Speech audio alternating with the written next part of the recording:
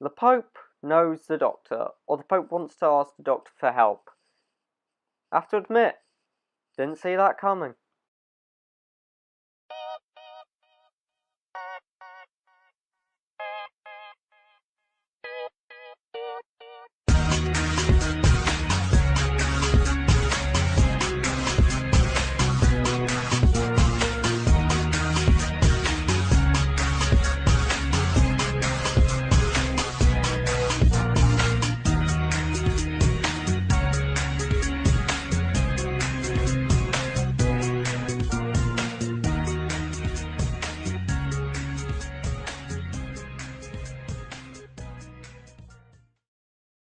Right, extremis, the first in the Monks trilogy, and probably the second best overall.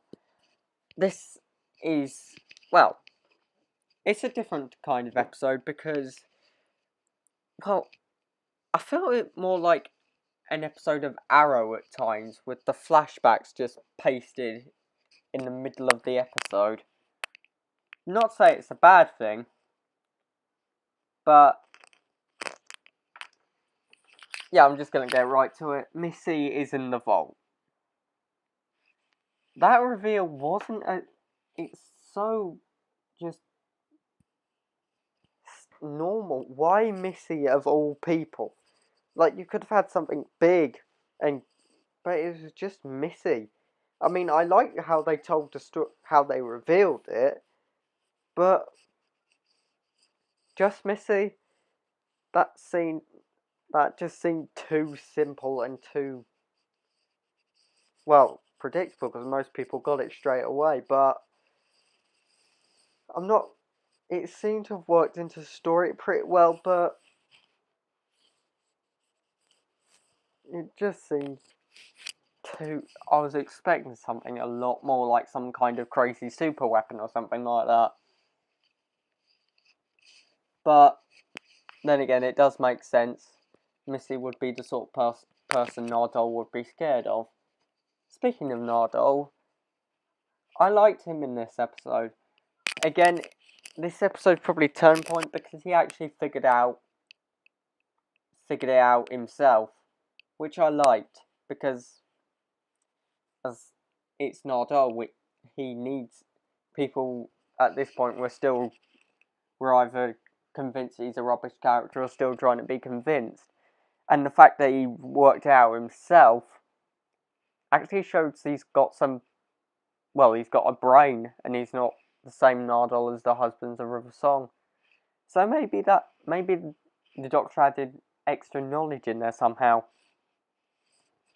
Speaking of which, we also saw how the Doctor and Nardole got reunited with each other, with Nardole just showing up to Missy's execution. Okay.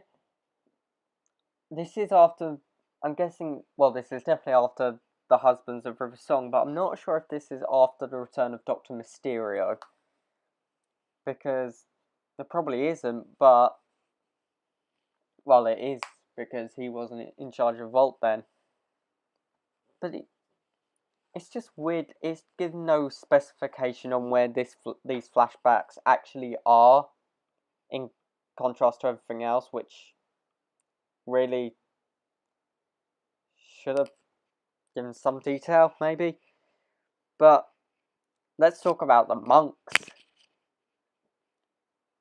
They're creepy in this episode, especially when the Doctor was losing his sight and they were surrounding him. That was creepy. But actually, their plan, as crazy as it sounded, like they've created a virtual or a simulation of our world and everything they needed to know to take over the world. It's actually probably one of the most sensible plans in the history of Doctor Who, because they knew what they needed to do and they know what they needed to be. And it made a lot of sense. But the Pope and Cardinal Angelo, I suppose they don't really matter considering they weren't real. But I feel like they should have had a bigger part. especially Cardinal Angelo, because, well, he told the doctor about the Veritas and that was about it. Felt like he should have done something more, you know. But then again, I'm sure the BBC didn't want to keep religious people in it too much, like people like the Pope and stuff like that, in that too much. Maybe, I don't know. Maybe it was just the writing, who knows. But one thing I do have to say is Bill's date. I mean, she seems surprisingly,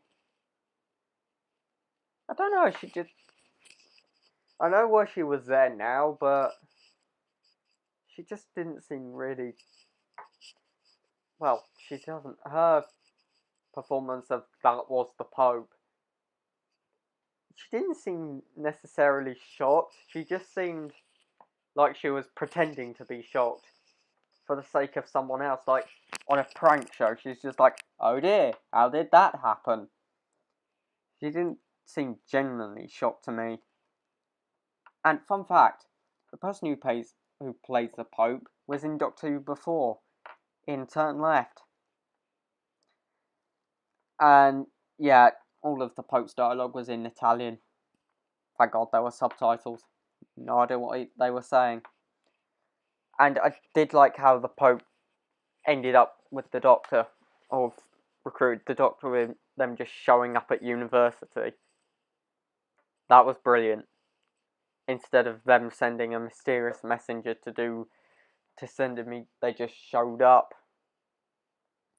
I'd have to say, I did like the Veritas, and the fact that or the person who reads it commits suicide, and a translation was released on the internet. That was good. But let's talk about the twist. The fact that it was all a simulation. The fact that the Doctor figured that out. How, I'm not sure. Because we saw how Nardole figured it out, but then Bill just runs and ends up with the Doctor who's just figured it out.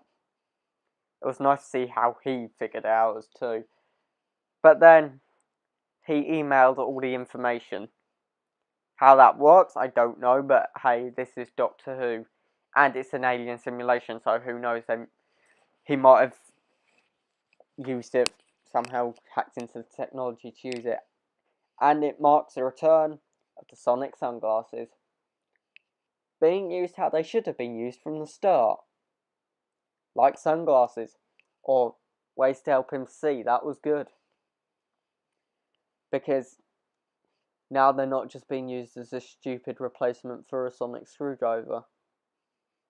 You've learnt your lesson. So I'm going to give this episode